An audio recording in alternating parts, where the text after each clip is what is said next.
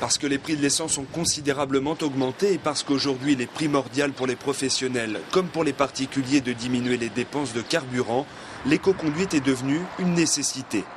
Grand principe, le premier, démarrer sans accélérer. Partons du principe qu'on a dit hier que si on accélérait, ça perturbait le système d'injection électronique et on allait consommer davantage. Dans cette auto-école, les professionnels de la conduite sont de plus en plus sollicités pour évoquer avec les conducteurs de demain les principes de l'éco-conduite, notamment en milieu urbain.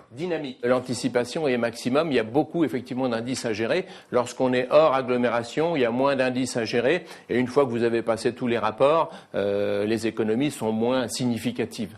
C'est effectivement tout ce qui est montée et descente des vitesses, tout ce qui est anticipation de la circulation. Donc c'est surtout en ville où ça va demander davantage d'efforts et où les économies seront éventuellement plus significatives.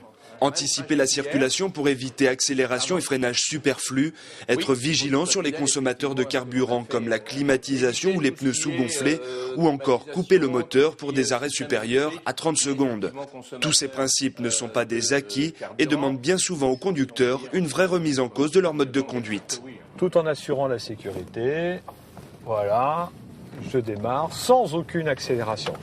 L'objectif étant d'avoir un regard le plus loin possible pour avoir une anticipation qui est vraiment optimisée, c'est-à-dire que j'arrive sur un rond-point, j'arrête mon accélération, mais on ne va pas modifier 5 ans, 10 ans, 15 ans ou 20 ans de permis sur une prestation d'une heure. Donc évidemment, il faudra dans les entreprises, dans nos habitudes, que tous les usagers qui ont plus de 50 permis soient reformés de manière régulière parce que le naturel revient très souvent. Là où nous intervenons, on sait que 3 années après la formation, les comportements consommateurs ont tendance à se réinstaller. Aujourd'hui, 40% des trajets sont inférieurs à 2 km et ne dépassent pas 5 minutes. Les professionnels de la conduite préconisent donc de prendre la bonne habitude d'utiliser le vélo pour les trajets inférieurs à 6 km, principalement en milieu urbain.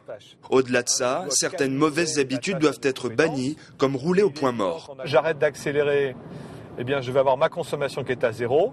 Si à contrario je débraye, mes injecteurs vont se réouvrir et ça y est, je reconsomme du carburant. Et je suis en plus très dangereux puisque ma voiture n'est plus maîtrisée. J'ai libéré l'énergie cinétique, c'est très évident. Vous pouvez voir que vous reconsommez en roue libre. Tous ces gestes cumulés peuvent faire gagner beaucoup.